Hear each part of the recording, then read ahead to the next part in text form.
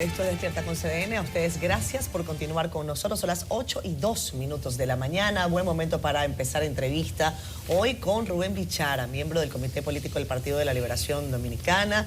El PLD se encamina a un proceso en el que se llamará un congreso de la organización morada. Habrá noticia quizás este domingo cuando se reunirán los miembros, está establecido, se reúnan los miembros del comité central. Hay muchas cosas de las que hablar con los amigos del PLD. Rubén, bienvenido, gracias por estar aquí. Gracias, Caterina, un placer verles y compartir con ustedes esta mañana. Gracias por la invitación. No te nos vas a escapar con el tema eléctrico, porque yo creo que ahí también vale la pena que preguntemos varias cosas. Estamos hablando de reforma fiscal, la gente dice que hay un hueco gigante, que cómo se tapa eso. Y bueno, tú has tenido experiencia en el sector, quizás puedas darnos algunas orientaciones. Pero de entrada, tu expectativa para lo que ocurrirá el próximo domingo. Ayer vimos una declaración de Francisco Javier García, en donde decía que el comité político no había tenido culpa del resultado de la elección. Y prácticamente le endilgaba esa culpa al candidato Martínez. ¿Cuál es la visión del comité? Mira, lo primero es que el partido se aboca a su 10º congreso. Eso significa que, pero también cumplimos 50 años este último diciembre. Si tú sacas una media, estaríamos diciendo un congreso cada 5 años. 10 congresos en 50 años. Si tú lo divides, te va a dar un congreso cada 5 años. Creo que es el único partido que cumple en un grado tan alto con un proceso de revisión y de renovación periódicamente. Y el 9º Congreso, por ejemplo, tocó 14 temas vertebrales que lo discutió en toda la extensión del partido y produjo entregables de 14 documentos que constituyen su línea central en todos los aspectos que son fundamentales en ese momento. En este caso, este 10º Congreso tiene varias etapas. Algunas se han precipitado, como el tema de las aspiraciones, pero ese es un aspecto del Congreso. Hay una fase organizativa, hay una fase de discusión y propuestas y aprobaciones, y hay una fase electiva. O sea, tiene fases que hay que agotarlas o sí, no importa la cantidad de temas. Entonces, ahora mismo lo que estamos en el tema, digamos, primero se va a completar la comisión el domingo. Es el punto central del domingo, atendiendo la inquietud. ¿Cómo se constituye la comisión del Congreso? Hay 3 miembros que los propone el comité político, dentro de los cuales se escoge al presidente de la comisión. Hay 3 miembros que los designa el comité central. Para eso se convoca la reunión, la asamblea del domingo principalmente. Y hay 3 miembros que deben ser representantes de la base del partido, entiéndase, comités intermedios hacia abajo. Entonces, de ahí sale ya esa comisión organizadora del Congreso, que es la que va a quedar conformada totalmente ya el domingo. 9 miembros tendría esa comisión. Esa es la estructura, digamos, de la comisión organizadora. Luego que se escoge, entonces hay que escoger los temas que van al Congreso. Yo le pongo un caso en términos que pienso yo, ¿no? Por ejemplo, el tema de la política internacional. Es imposible que el Congreso no la toque con el tema que tenemos en Haití, por ponerle un caso. Y el tema de interno, por ejemplo, de la visión del Partido de la Liberación Dominicana para retomar los espacios que ha ido perdiendo en el electorado, me imagino que también estará, y una propuesta que he escuchado de manera informal que se ha planteado, la reducción de los organismos, tanto del Comité Central como del Comité Político. Me gustaría conocer su opinión sobre eso. Mira, en ese listado de temas, le pongo un ejemplo. En el Congreso pasado se discutieron 14 grandes temas. Empezaba con la declaración de principios. ¿Qué somos nosotros? Somos neoliberales, liberales, somos ¿cómo se llama? Socialista no sé cuánto, en fin, ¿qué es lo que somos?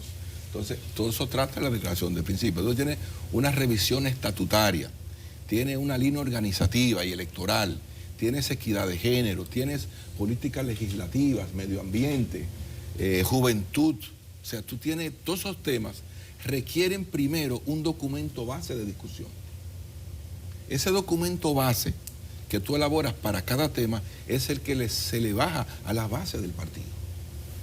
La base del partido son ahora mismo cerca de, te digo, 1000 2.000 comités intermedios, que están integrados por unidades tal vez de 500 compañeros promedio cada uno. Entonces, ellos reciben esos documentos, los 9, los 10, los 3, los temas que sean, y tienen que conocerlos y hacer propuestas de modificación sobre esos documentos.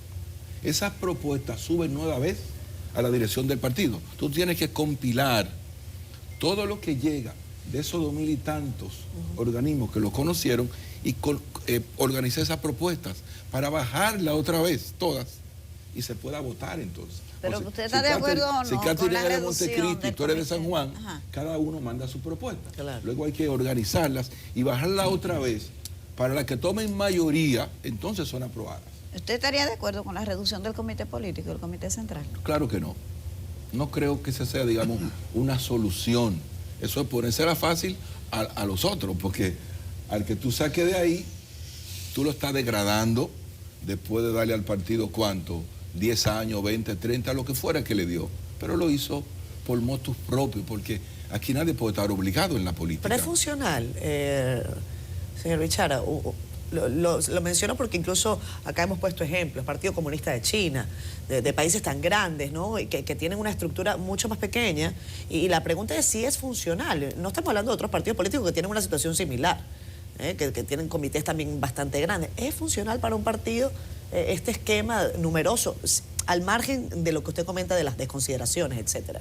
Depende de la metodología, pero como tú señalas, no es lo mismo tú dirigir una reunión con 45 miembros del comité político que antes cuando solamente tenía 5. Claro. Tú te escuchas, tú profundizas, tienes más tiempo para hablar, pero por otro lado, en 50 años, tú tienes que ir haciendo espacios para que otros puedan completar también y llegar. Entonces, tú tienes que escoger entre los dos males cuál es el que menos te afecta. Bichara. Yo te diría que hay que afianzar, apuntalar la metodología. El problema es que nadie sale. El problema es que entran y nadie sale. Porque cuando tú tienes, los partidos son, si se quiere, una acumulación de activos, de experiencia, de entrega, y obviamente tú lo haces parte de ti. Y entonces, al final, el último comité político incorporó una inmensidad de nuevos compañeros y valiosos compañeros, y ahí están. Y hemos seguido trabajando. Bueno, está bien, es discutible. Usted menciona el Partido Comunista de China, que tiene más de 900 millones de miembros. El Comité Central son 300. Ustedes son como 1000 y pico. Y el Comité Político, el Ejecutivo del Partido Comunista de China son 24, con unos suplentes. El PRM tiene también como 1000, la Fuerza del Pueblo creo que son como 700, 600. 1000 en el Comité Central. Pero bien, eso es materia político. Nosotros somos los que menos tenemos, pero no son tan distantes los números de uno a otro. Sí, de uno a otro, pero también es una materia a discutir, porque yo también creo que es una nómina supernumeraria. Se dice que se está recogiendo firmas para poner por aclamación a Danilo presidente. ¿Tú conoces eso? Porque no es verdad que Danilo se va a quedar fuera. Bueno, recuerden que nosotros tenemos una membresía, ¿verdad?, que supera los millones de personas. Entonces, hay ¿Cómo si ustedes consiguen 460.000 votos? ¿Cómo? ¿Perdón? Ustedes tienen una membresía de millones. La membresía del partido, depositada en la Junta, son 2 millones. Ah, bueno, eso, los padrones. El padrón electoral. Ahora tú puedes, en una coyuntura electoral, atraído por un candidato, no puedes votar, pero esa gente tiene derecho a voto y obviamente también tiene derecho a expresarse. En lo que es el Comité Central hay unos 1.300, 1.400 compañeros, porque el Comité Central nuestro primero está integrado por todos los presidentes de distritos municipales, todos los presidentes municipales y provinciales y de circunscripción. Y en adición a eso, los legisladores también, los alcaldes, son parte del Comité Central y otra camada que es escogida en el Congreso. O sea, no es un Comité Central netamente, sino que hay algunos que son por la posición que ostentan en ese momento. No, Danilo. Perdón, entonces esa matrícula de miembros del Comité Central tiene el derecho a expresarse. No están recogiendo firmas con un documento, dicen la mala lengua. No, es posible, lo están recogiendo. Bueno, no fueron la mala lengua, fue Robert de la Cruz. Lo que te quiero decir es que esa colección de firmas... 900 firmas, ya está la tuya ahí. Es un derecho. Todos lo sabemos, pero ¿es un hecho o no? Es el Comité Central que tiene una comisión que ha tenido esa iniciativa y otro igual lo están haciendo para otros temas. Ese es uno de los tantos. Bueno, pero tú entonces puedes, se está recogiendo firmas, van 900 para que Danilo permanezca. ¿Usted estaría de acuerdo con la permanencia del presidente Danilo Medina? Totalmente, no. Sería injusto pretender sacrificar al presidente o endilgarle una coyuntura electoral. Pues no sería lo más noble. Y entonces obviamente que no podemos estar de acuerdo con eso. ¿Cómo, viendo la arquitectura del proceso interno, que la conocen ustedes y no la conocen muchas las personas que estamos fuera del partido? Usted habló de que el domingo se va a juntar el comité, el central, van a elegir los 3 que ya están dichos del político, 3 del central, 3 de los de la base, son 9, pero el Congreso es el 30 de este mes. ¿Verdad? Y entonces en el medio, el domingo se construye la agenda, por decir temas, del Congreso en 23 días. En ese ínterin, políticamente, ¿cuándo arranca el proceso, por ejemplo, y cuál sería la metodología para los que quieran aspirar a secretario general? Ya hay 3, mañana habrá otro. ¿Y cómo sería entonces el proceso en el medio de la revisión estatutaria que tiene que arreglar lo que va a pasar dentro de 20 y pico de días? Sí, excelente. Lo primero es que el Congreso tiene fases la secuencia de hitos, que son inviolables. Tú has planteado, primero hay que preparar los documentos base de discusión y hay que conformar las comisiones.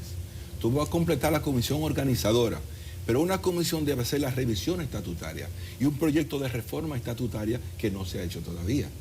Entonces, luego de completar la comisión hay que hacer las subcomisiones, la de estatuto, organizativa, política nacional, juventud, etcétera. Todos los temas tienen una subcomisión. Y esa subcomisión tiene que elaborar ese documento que va a bajar a la base para conocimiento, discusión, modificación y propuestas. Y luego volverá para fines de votación. Pero eso antes del 30 de junio, tiene que pasar todo esto. Las fases se van, porque ni siquiera está hecho el documento. Entonces, el Congreso se toma un tiempo que es inalterable, inviolable. Tú no puedes, y la última fase es la de elección. Por eso, digamos, es lícito el que quiera hacer una campaña en este momento, pero eso es lo último del Congreso. Usted lo ha llamado anticipado. Yo diría, los que se han anticipado tienen el derecho a hacerlo. Pero usted cree que están, como dice, vísteme despacio que tengo prisa. Yo ¿Usted pienso cree que sí, porque ahora mismo el Congreso no puede ocuparse de las aspiraciones. Tiene que ocuparse de la parte conceptual, estructural, organizativa, de qué vamos a hacer para mejorar lo que tenemos, que siempre se puede mejorar. Y en eso es que el Congreso se enfoca inicialmente. Y al final, entonces viene, porque no solamente, esas son las posiciones, digamos, de primacía, pero tú tienes 2000 y pico de presidentes que tiene también que someter a elección en cada demarcación. Tú tienes más de 2.500 presidentes de intermedio que también son objeto de elección, los de distrito, los de municipios, comité central, circunscripciones. Tú vas subiendo de abajo hacia arriba hasta que terminas entonces con las autoridades máximas. ¿Cuál fue el principal error, señor Bichara, del Partido de la Liberación Dominicana en la reciente campaña electoral? Ya que entiendo que usted coincide con el señor Francisco Javier García en que no fue el comité político ni Danilo Medina siquiera el que tuvo algo que ver con que se diera ese resultado. ¿Cuál cree usted que fue el principal error del PLD para tener ese resultado? No creo que hubo un principal error. Yo pienso que nosotros duramos 16 años en el ejercicio del poder. El que piense que se puede salir ileso de 20 años de gobierno estaría soñando. Tampoco considero prudente considerar que en 4 años tú te liberas del lastre que eso puede generar. Entonces, pienso que el partido tiene un proceso de recuperación que tiene que manejarlo con la mayor madurez e inteligencia, que si bien es cierto que en una campaña tú no puedes darte por derrotado y tienes que mantener en alto la tropa para que puedan trabajar aguas abajo, hay que estar consciente de que 4 años no te permiten a ti reponer y recuperar todo lo que 20 años te acumulan en términos de la población. Mira, y eso es lo que hay que trabajar. Mira, Rubén, bueno, Bichara Jiménez, me gusta esa lógica, en esa línea de razonamiento, porque ustedes tienen que pensar qué fue lo que lo sacó del corazón del pueblo a ustedes. Así es. Y yo creo que la discusión de ustedes tiene que ser mucho hacia adentro. Así es. No me gustó ayer Francisco Javier. Digo, yo no vi la entrevista completa, porque yo no tengo tiempo para sentarme a una entrevista radial de 1 hora. No, pero en 3 minutos fue... En un momento yo lo vi diciendo como una novela, lo que pudo haber sido y no fue. Ya ese no es el problema de ustedes. Usted debe ver hacia adentro y cómo reordena. Entonces, no sé a dónde llegar, pero la discusión de ustedes debe ser seria. Miren lo siguiente, Lula está en el poder ahora, pero el PT sufrió un descalabro y salió del poder. Yo rescaté una cita de algo que escribí del fraile dominico Fray Beto. Y devastado. Con Lula preso. Sí, para ustedes yo les pongo, mírense ahí, pueden volver. Fray Beto, el fraile dominico, él sintetizó qué le pasó al PT. Él dice que fue que renegó sus propósitos iniciales. Y yo creo que en parte el PLD se apartó mucho de esos objetivos iniciales de redención y salió del corazón del pueblo. Te voy a leer una cita que puede servirle a ustedes. Eso fue Beto para el PT. ¿Qué le pasó al PT? Dice Beto, se volvió una formación especializada en su perpetuidad en el poder. Pasó de ser un proyecto para el país a un proyecto para el poder. Permanecer en el poder se convirtió en algo más importante que cambiar el país. No sé si es por ahí, pero ustedes tienen que hacer, por eso no me gusta que estén tirando piedra para atrás o buscando culpables favoritos. Ustedes tienen que hacer una revisión de qué apartó al PLD, que no son porque tenía 20 años, 15 años. Si ustedes lo hubieran hecho bien, tuvieran 30 años en el poder. Bueno, obviamente creo que todos coincidimos en que el elemento fundamental fue el tema de la división. O sea, nosotros, la división en el periodo, la elección del 20, pues, nos sacaron del poder, la división que hubo en el partido. No, pero ustedes sacan un 37, entonces, recién dividido. Por eso y ahora sacan un 10. Si no nos dividimos, sacamos tal vez un 60 otra vez. Bueno, en el 20, pero división, ahora debieron sacar un porcentaje decente. La división, esto es como cuando tú tienes que cargar un saco de 100 libras y una parte de ese camino tiene una cuesta hacia arriba. Los que tuvieron ejercicio ahora, hicieron ese recorrido que les tocó en una cuesta. Estamos saliendo de un abismo y obviamente tampoco podemos, digamos, dejar de reconocer el arrojo, la valentía de asumir al partido en las circunstancias que estamos. No es lo mismo tú irte en la forma óptima a cuando coge algo debilitado y trata de superarlo, de que mejore. No nos engañemos, mira, en el 20 el PLD sacó 1.300.000 votos menos que en el 16 y ahora sacó casi 900.000 votos menos que en el 20. Correcto. O sea, casi en caída libre que van. Así es, porque tenemos eso no hay que se dividieron, no, es que está pasando algo. En 4 años no nos podemos librar del lastre y de lo que ocasionan 20 años de gobierno cuando caes en la oposición. Ese es mi pensamiento. Eso es lo que yo entiendo, que tenemos que seguir trabajando para que el partido se reformule, retome realmente y discuta a plenitud y a profundidad cómo se puede mejorar. Pero 4 años no es suficiente para lograr eso. O sea, y tenemos que vender eso en la campaña, perfecto, pero no creo que ahora sea un tema de que sea culpable este o no. El comité político no hay uno solo. Ustedes mencionan cualquier nombre, yo le digo dónde trabajó. El que ustedes me busquen. Cojan uno de los 40 y díganme dónde. Y yo le digo, ese trabajó en tal sitio. Le describo su trabajo. Todos se integraron. Y la campaña igual, estaba todo trabajando, el propio candidato. Tenemos un problema estructural, tenemos un estigma que tenemos que trabajar, como lo hicieron el que tú acabas de mencionar en Brasil, pero eso se trabaja profesionalmente y es lo que tenemos que abocarnos a hacer. Y el Congreso es la primera forma de rectificar una serie de cosas. Por eso insisto en que tal vez lo de las aspiraciones es válido, pero tenemos que enfocarnos también en nosotros como partido, qué vamos a introducir para poder seguir hacia adelante y superar el lugar donde estamos. Ingeniero, ¿cuánto tiempo, le voy a hacer 2 preguntas, pero cuánto tiempo más o menos durará ese proceso del Congreso que arrancaría el 30 de este mes estándar, tomando en cuenta los tiempos de los 9 congresos precedentes? Mira, el Congreso, pienso que algo no se entendió perfectamente cuando se comunicó el Congreso. Lo primero es que hay una fase que debe ser evaluativa. Hay que evaluar qué pasó a profundidad, porque todos tienen una visual. Si yo te pongo de aquí para allá el número 6, tú lo verás como un 9, yo lo veré como un 6. Cada uno donde esté situado va a dar una explicación y eso va a enriquecer. Ahora, cursado diagnóstico y evaluación del proceso, también tendremos entonces el Congreso. Y todas esas fases van a depender primero de los temas que se cojan. porque no es igual tú discutir 4 documentos que discutir 14 como fue el Congreso pasado. Pero 4 o 5 meses, por decirlo de alguna forma. Puede ser. A veces duramos 9 y hasta 1 año. A veces. Entonces, en esa Pero no lógica, que de un año, estaban dura- definido para que concluya en agosto, eso no era el objetivo. Puede que una de las fases termine, pero es imposible hacer un Congreso en 2 meses. Y entonces no hay forma humana. eso de hacerlo. significaría que ese Congreso podría extenderse el tiempo que coincida con una reforma constitucional que está anunciada desde antes de las elecciones, que inevitablemente habilitaría al presidente Danilo Medina como potencial candidato del partido en el 28, porque le quitaría su impedimento constitucional y eso trastocaría todo. ¿Usted cree que el presidente Danilo Medina podría, bajo ese contexto, verse como un posible candidato en el 28?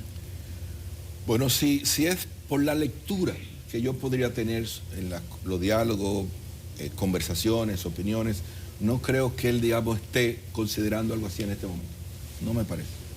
Es lo que sería mi lectura atrevida, arriesgada, porque claro, tal vez opinando por él, pero lo que yo puedo leer para tratar de responder, y la pregunta es que no creo que él esté considerando esa situación. Creo que quiere, como rector ahora de un barco que quiere llegar a puerto, reabastecerse de combustible, reparar la pieza que estén desgastadas, volver a marchar otra vez con un norte mucho más claro, y eso es lo que puede otorgar el Congreso. Pero además hubo una frase que fue muy, muy dura de Danilo Medina en campaña, que el partido que quedara en tercer lugar estaba destinado a su extinción, así que entiendo que tendrá que trabajar para evitar la extinción. Hay que trabajar, sí, porque nosotros sabemos que este es un universo pequeño, difícilmente aquí ha habido 3 partidos en el escenario y que uno se mantenga. Puede haberlo coyunturalmente, eso puede cambiar, claro, como han cambiado muchas cosas, y ese es el gran reto que tenemos nosotros. Por eso insisto que es la gran obligación y el foco debe estar en ese aspecto para poder superarnos, sobrevivir y volver a ser una opción de poder real y conquistar el poder como Partido de la Liberación Dominicana. Mira, Bichara, yo no sé a dónde va a parar ese barco. Me da la sensación que Danilo se bajó. Ustedes saben o deben saber mejor que yo. Claro, tienen que renovarse ahí. En el 96, ustedes dijeron, bueno, somos un partido de cuadro. ¿Llegaron? 3.000 éramos. ¿Eran 3.000? 3.033 miembros cuando llegamos al poder. 3.033. Yo decía que ustedes cabían en cualquier empresita de corte, que habían todos. Ustedes dijeron, tenemos que convertirlo en un partido de masa. Cuando grabamos era 3.033. Y entonces hicieron la conversión a un partido de masa, hicieron todos los ajustes, que el comité intermedio, y ahora ustedes tienen que hacer una reingeniería más o menos en ese sentido. Por eso yo digo, tienen que pensar en grande. Yo pongo ese ejemplo, podía resultar arbitrario, pero aquella vez ustedes se sentaron y dijeron, mire. Éramos 3.033 cuando ganamos. Mira, alguien me dijo que hay que 12.000. 3.000, no. Llegó a 12, ¿por qué? Porque se tomaron los que estaban inscritos en el primer ciclo del nivel básico, que recuerda que había casi 2 años para tú poder ser miembro estudiando. Entonces, los que habían empezado el ciclo, se le dio entrada y llegamos a 7.000. Bueno, y después se le dio entrada a todo el que estaba inscrito y llegamos a 12. Bueno, por eso que llegaban a 12. Yo le digo, hay que hacer esos grandes cambios. Incluso analizar aspectos del proceso que no dependen de ustedes. Por ejemplo, ustedes le hizo mucho daño a la persecución judicial. Totalmente. Se sembró una percepción que ustedes una cueva de ladrones. Que hay que trabajarlo, claro. Entonces que sí, también hay muchísimo el elemento, la división, como tú dices. Y el estigma y la división. Que Leonel fuera candidato en el 20 era para derrotarlo a ustedes. Esa fue la primera fase. La segunda fase fue disminuirlo a la mínima expresión. Ahí le tiraron al Ministerio Público Independiente atrás. Sí. Pero bien, es complejo. 4 años no da para quitarnos toda la mancha del sarampión y la varicela y todas esas cosas. pero es complejo. Te pongo el ejemplo del partido de cuadro a partido de masa para que ustedes piensen en grande. Pero si ahora lo que están apareciendo es candidatos a la secretaría, que se van ahí por los aspectos formales. Sí, por las aspiraciones, cuando hay tanto conceptual que preparar hacia adentro para poder mejorar realmente y poder superar todo eso. Totalmente de acuerdo. Me imagino que usted tiene planes, aunque dice que es temporáneo, pero en el pasado proceso usted quedó en segundo lugar para la Secretaría General. ¿Está contemplando? 19 votos me alejaron de ahí. Sí, ¿está contemplando volver a presentar sus aspiraciones? Bueno, de verdad que ahora mismo mi única interés y donde quiero que no enfocarme es en lo que tiene que ver con la recuperación, revisión, formulación y la transformación que debe tener el partido de cara a justamente ese lastre y todas esas cosas que tenemos. Eso es lo que mueve ahora mismo mi inquietud. Tú le Pero no ganaste. lo Aportaré lo descarta. más que pueda en ese sentido. Pero no descarta volver a presentarse. No lo he considerado realmente. No lo he considerado. Tú le ganaste a Domínguez Brito, creo. No, No, compitió Navarro. compitió ¿verdad? Navarro, compitió Charlie y otros que se retiraron en el camino. Es correcto. Sí. Yo no quiero que se nos vaya el tiempo, ya tenemos que irnos a pausa, pero el tema principal de esta mañana fue el asunto de la reforma fiscal y usted tuvo una experiencia importante al frente de la CDE. El asunto de las pérdidas de las principales distribuidoras sigue siendo un dolor de cabeza para el gobierno. Y digo sigue siendo porque entiendo que para ustedes también lo fue. ¿Qué cree usted que se está haciendo bien y qué se está haciendo mal en ese sentido, encarando una reforma fiscal? Sí.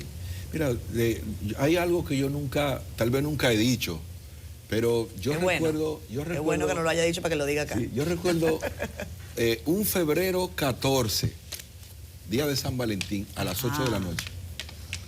La reunión sobre el pacto eléctrico fue en la casa en paz descanse de Monseñor Agripino. Un 14 de febrero a las 8 de la noche. Y qué cosa más peligrosa y qué día. Ahí nos reunimos y fue la comisión en ese momento del PRM y yo fui por la parte de partidaria. Y la condición para firmar el pacto fue que se hiciera la reforma fiscal.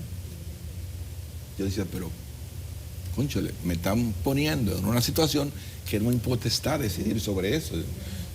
Esto es un pacto eléctrico, esto es reforma fiscal, no hay, pero realmente el impacto de lo que señalas en términos fiscales es enorme. O sea, el déficit está entre 1.600 y 2.000 millones de dólares. O sea, es una barbaridad, pero sobre todo apuntalado por el tema de las pérdidas. Las pérdidas es un proceso que requiere primero mucha planificación, mucha inversión y mucha gerencia. O sea, yo que pasé por EDESUR, EDENORTE y EDESTE, y previo a eso estuve ligado a Proindustria y a Fomento Industrial. O sea, estuve en el sector industrial, sector empresarial y el sector eléctrico. Todas esas cosas tienen una línea que las une y donde una impacta necesariamente a la otra. Entonces, en el caso del sector eléctrico, cuando me tocó la CDE, ya yo sabía que el tema estaba en lograr generación suficiente y eficiente. Por eso me enfoqué en la matriz de generación. Con el producto, luego todo es más fácil. Entonces, pero hubo un desfase ahí. Hay que trabajar el tema de distribución. Claro, no se puede abandonar la generación, pero si no se trabaja en el control de las pérdidas, no hay forma de que el déficit pueda disminuir. Entonces las pérdidas que estaban en 25, 26, ahora se montan en más de 40 y algunas están en 50. Eso no hay quien le coja la placa. Es un tema gerencial y de planificación. Netamente. Gracias, señor Bichara. Netamente. Gracias por acompañarnos durante la mañana de hoy. Rubén Bichara, miembro del Comité Político del Partido de la Liberación Dominicana, ha estado con nosotros esta mañana. Regresamos enseguida en Despierta con CDE.